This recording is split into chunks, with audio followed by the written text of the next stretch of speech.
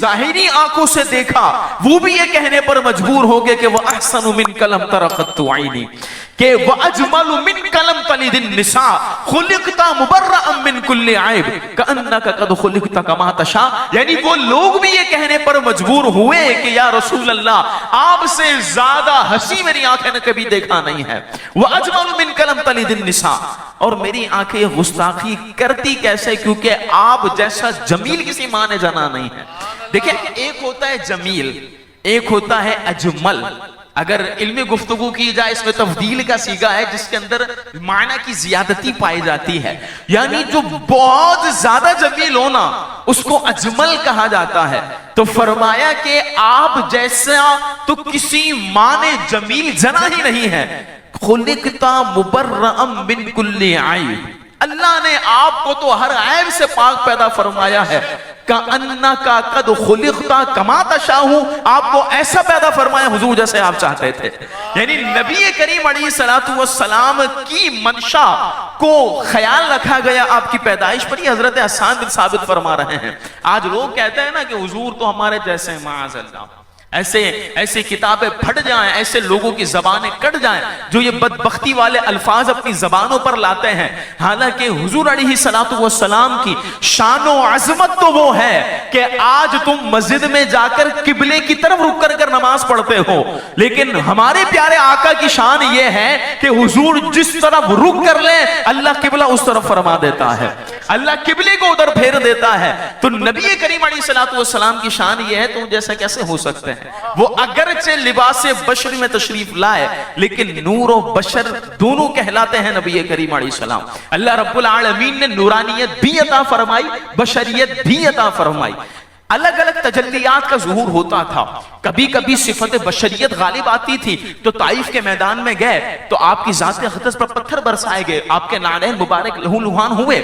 آپ جب مکہ مکرمہ کی سرزمین پر تھے تو آپ کی مبارک پشت پر اجڑیاں بھی ڈالی گئی، صفت بشریت غالب تھی۔ لیکن جب صفت نورانیت غالب آئی اللہ نے وہ عظمت عطا فرمائی کہ جب جنگ کا موقع ہے صحابہ عرض کر رہے ہیں حضور پانی نہیں ہے، نبی کریم علیہ السلام نے فرمایا تھوڑا بہت پانی ہے جو پیالے کے اندر ہو، کہا حضور اتنا تو ہے۔ نبی کریم علیہ السلام کی بارگاہ میں جب حاضر کیا گیا حضور نے اپنی مبارک انگلیاں اس میں ڈالی، ہماری انگلیوں سے تو خون نکلتا ہے لیکن حضور کے مبارک ہاتھوں سے 5 چشمے جاری ہو گئے۔ اب حضرت جابر بن عبداللہ اس حدیث کے راوی ہیں، ان سے پوچھا گیا کتنے صحابہ تھے؟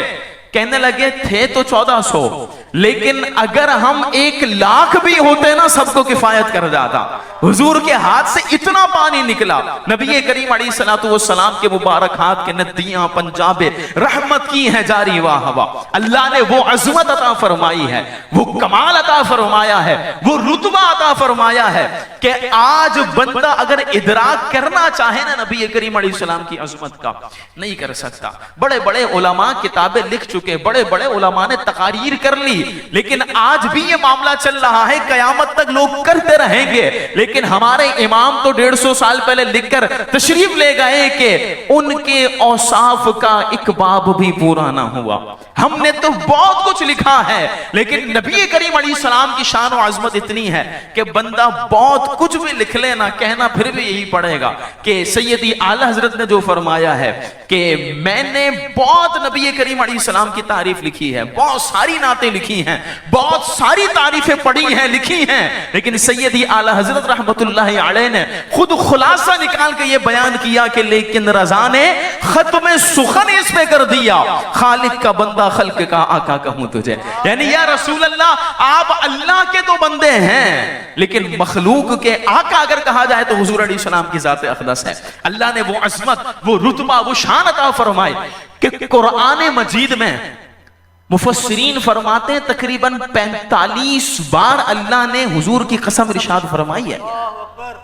کتنی بار؟ 45 بار۔ اور یہ مفسرین نے بات کی ہے جو علم تفسیر کرنے والے ہیں، علم تفسیر میں مہارت رکھنے والے ہیں، جو قرآن کی تفسیر کرنے والے ہیں۔ اور علماء نے فرمایا کہ جہاں رب العالمین نے یاسین فرمایا نا تو اس یاسین سے بھی اللہ نے مخاطب حضور کو کیا ہے۔ اگر کہیں قرآن میں سورہ صاد شروع ہوتی ہے صاد سے تو مفسرین فرماتے ہیں کہ اس صاد سے مراد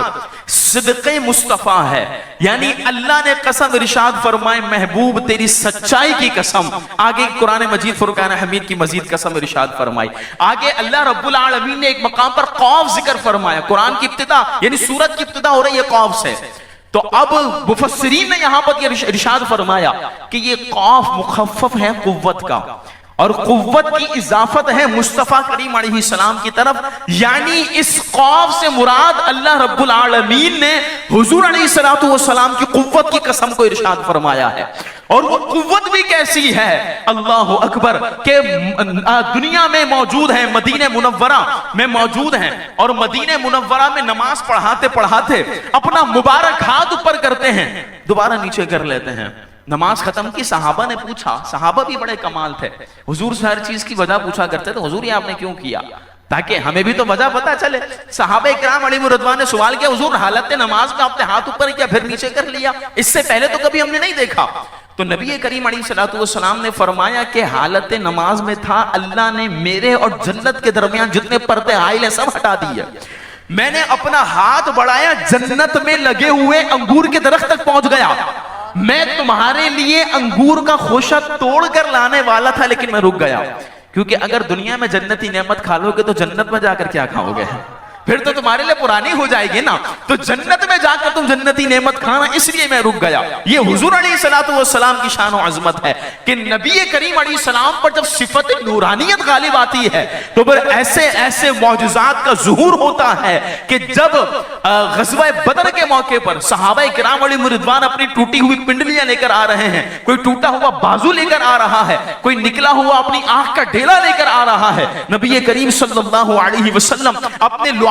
دہن کی برکت سے سب کو ٹھیک فرما رہے ہیں۔ جب یہ ساری چیزیں میرے امام نے دیکھی تو پھر کہنے لگے کہ اللہ رب العالمین نے آپ کو وہ حسن، وہ کمال عطا فرمایا ہے کہ پوری دنیا کے لوگ بھی، بلکہ پوری دنیا کے سمندر کے پانی بھی اگر اس کو سیاہی اور انک بنا لیا جائے اور پوری دنیا کے درختوں کی لکڑیوں کو قلم بنا لیا جائے، اس کے بعد بھی نبی کریم علیہ السلام کے اوصاف مکمل نہیں ہو سکتے۔ اللہ نے وہ عظمت عطا فرمائی ہے، اللہ نے وہ شان عطا فرمائی ہے حضور سید عالم صلی اللہ علیہ وسلم کو۔ آج عظمت کی بات اگر ہم کریں تو حضور سید عالم علیہ السلام کی عظمت یہ ہے کہ جتنے بھی انبیاء کرام علیہ السلام تشریف لائے،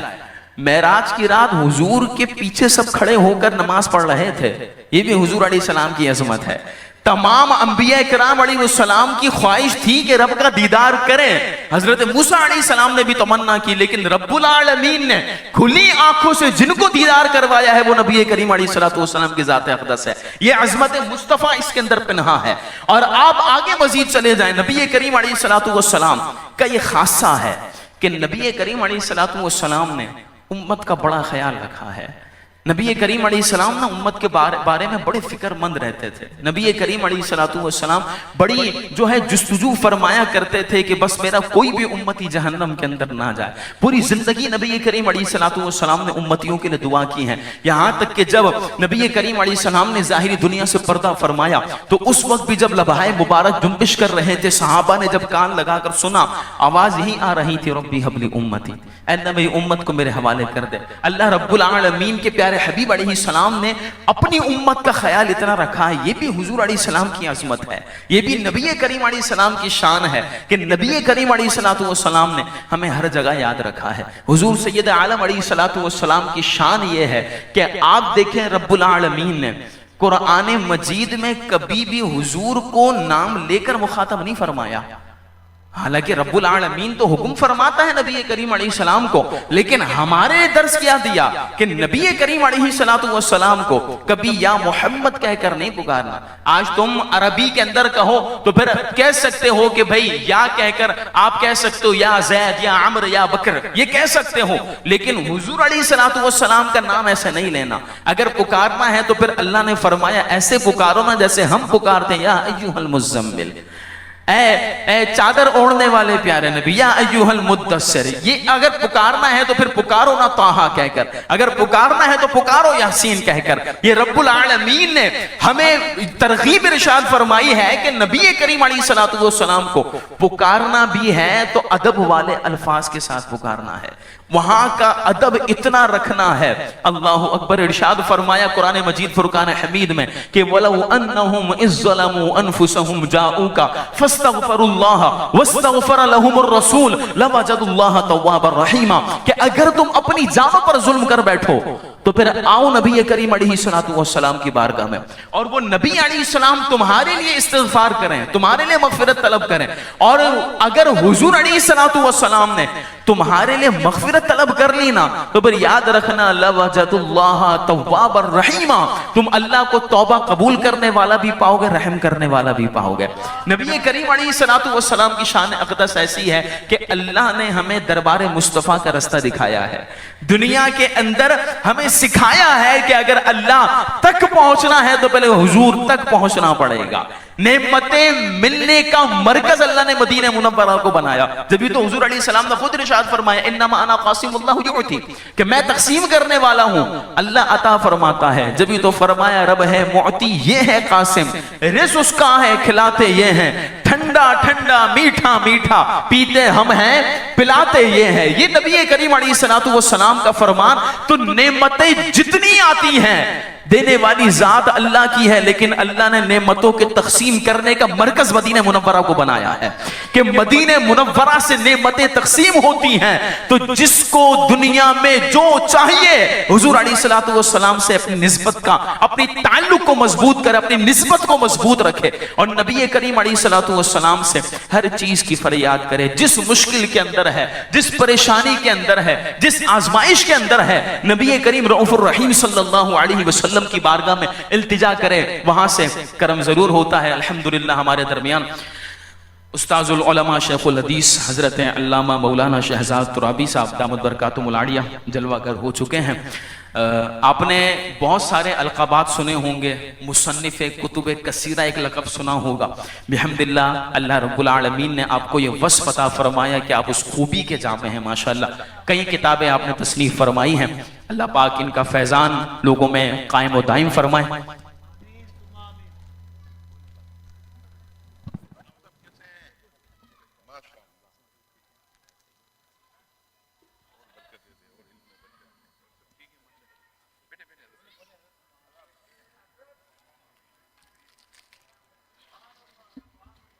صلو علی الحبیب صلی اللہ تعالی علی محمد صلی اللہ علیہ وسلم۔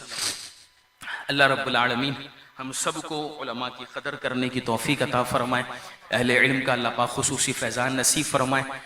یہی علماء ہیں جو ہمیں بچپن سے علم دین کی تعلیم دے رہے ہیں اور حضور علیہ السلام کی تعظیم و توقیر سکھا رہے ہیں، تو کوشش کرنی چاہیے کہ جو ہمیں حضور کا ذکر سنا رہا ہے تو اس کی بھی تعظیم و توقیر کرنی چاہیے، کیونکہ ہم نے تو یہ سنا ہے کہ جو ان کے غلام ہو گئے وقت کے امام ہو گئے، کہ جو نبی کریم علیہ السلام کی تعریف بیان کرتا ہے، جو حضور کی عظمت بیان کرتا ہے، اللہ اس کو عظیم بنا دیتا ہے۔ جو حضور کی شان بیان کرتا ہے تو پھر لوگ اس کی شانوں کو بیان کرتے ہیں، جو نبی کریم علیہ السلام کی تعریف بیان کرتا ہے لوگ اس کی تعریفیں بیان کرتے ہیں، اللہ لوگوں کے دلوں میں اس کی محبت کو پیدا فرما دیتا ہے۔ تو ہمیں کوشش کرنی ہے کہ حضور سید عالم صلی اللہ علیہ وسلم کی تعریف و توصیف ہمیشہ بجا لائیں۔ بس ایک پیغام میں عرض کرنا چاہوں گا کہ آپ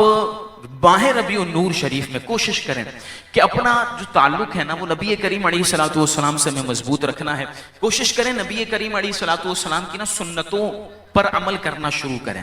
ہم سنتے ہوئے تو آتے ہیں، جمعے کے بیانات میں بھی سنتے ہیں، دیگر بیانات میں کہ بھئی حضور علیہ السلام نے یہ فرمایا، نبی کریم علیہ السلام نے یہ کر کر دکھایا۔ تو کوشش کریں جس سنت پر ہم عمل کر سکتے ہیں، تو سنت کہلاتی ہی وہ ہے جو قابل عمل ہو، تو اس پر ہم عمل کر سکتے ہیں۔ تو کوشش کریں نبی کریم رؤوف الرحیم صلی اللہ علیہ وسلم کی سنتوں پر عمل کرنا شروع ہوں، سنتوں کی چلتی پھرتی تصویر بن جائیں گے نا تو انشاءاللہ دنیا میں بھی اللہ عزت عطا فرمائے فرمائے گا, آخرت میں بھی انشاءاللہ عزت ہوگی. نبی کریم علیہ السلام کا قرب حاصل کرنے کا بہترین ذریعہ نبی کریم علیہ السلام کی سنتوں کو اپنانا ہے. آج بہت سارے لوگ یہ سوال کرتے ہیں نبی کریم علیہ السلام کا قرب کیسے حاصل کیا جائے, نبی کریم علیہ السلام کا جو قرب ہے وہ کس طرح حاصل کریں. تو علماء نے بڑی پیاری بات ارشاد فرمائی ہے کہ ان کی سنتوں پر عمل کر لو, حضور کا قرب نصیب ہو جائے گا. نبی کریم علیہ السلام کی ذات اقدس پر کثرت سے درود پاک پڑھ لیں, انشاءاللہ نبی کریم علیہ السلام کا قرب نصیب ہوگا. اور سیدی اعلیٰ حضرت امام اہل سنت الشاہ امام احمد رضا خان فاضل بریلوی نور اللہ مرقدہ, آپ نے عشق رسول بڑھانے کا ایک بہترین ذریعہ بیان کیا ہے کہ کسی خوش الحان نعت خواں سے نعتیں بھی سننی چاہیے. کوشش کریں کہ ہم جیسے اجتماعی محافل کے اندر موجود ہوتے ہیں تو یہاں تو ہم نبی کریم علیہ السلام کا ذکر کرتے ہیں, نہیں کیا تو ایک مرتبہ پڑھ لینا صلی اللہ علیہ وسلم. نبی کریم علیہ السلام کا ذکر ہم اجتماعی طور پر بھی کرتے ہیں, لیکن کوشش کریں کہ کبھی تنہائی کے اندر بھی نبی کریم صلی اللہ علیہ وسلم کا ذکر خیر کریں, مدینے کی طرف رخ ہو, باوضو ہو کر نبی کریم علیہ السلام کی ذات اقدس پر درود پاک پڑھیں. پھر جو دل کی تمنا ہے نا عرض کریں نبی کریم علیہ السلام کی بارگاہ میں, کرم وہاں سے ضرور ہوتا ہے. آپ اپنے آپ کو سیلنڈر کر دیں, گرا دیں حضور علیہ السلام کی بارگاہ میں کہ یا رسول اللہ قلت حیلتی انت وسیلتی ادرکنی یا رسول اللہ, یا رسول اللہ میرے اسباب تو ختم ہو گئے, انت وسیلتی آپ ہی میرے وسیلہ ہیں, ادرکنی یا رسول اللہ, اے اللہ کے رسول میری مدد فرما دیجئے. نبی کریم علیہ السلام عطا کرنے پر قادر ہیں.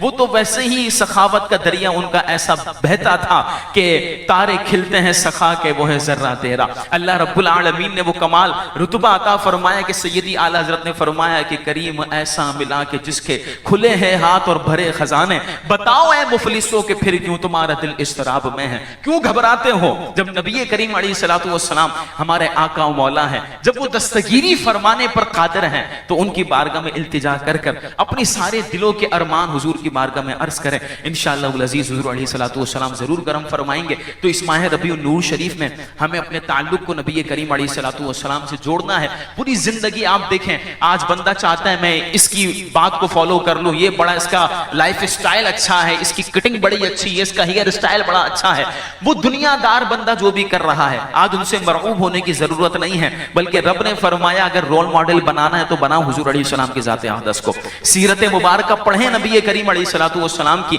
رب العالمین نے فرمایا ہے قرآن کا حصہ بنایا ہے, ایسا نہیں بنایا. آپ عمل کر کے دیکھیں تو پھر انشاءاللہ دنیا مثالیں دیتی ہے سیدی شیخ طریقت امیر اہل سنت کی کہ انہوں نے خود سنتوں کو اپنایا ہے اور اپنے سارے مریدین کو سنتوں کی دعوت دی ہے. تو کوشش کرنی ہے سنتوں کو نافذ کریں گے, اللہ دنیا میں بھی ترقی عطا فرمائے گا اور انشاءاللہ آخرت میں بھی نام روشن ہوگا. رب العالمین ہم سب کو حضور سید عالم صلی اللہ علیہ وسلم کی سنتوں پر عمل کرنے کی توفیق عطا فرمائے. ہمیشہ ہمیشہ نبی کریم علیہ السلام کا وفادار رہنے کی ہم سب کو توفیق نصیب فرمائے. آمین بجاہ النبی الامین صلی اللہ تعالی علیہ وسلم. ماشاءاللہ ماشاءاللہ, جزاک اللہ. حضرت علامہ سعد رضا مدنی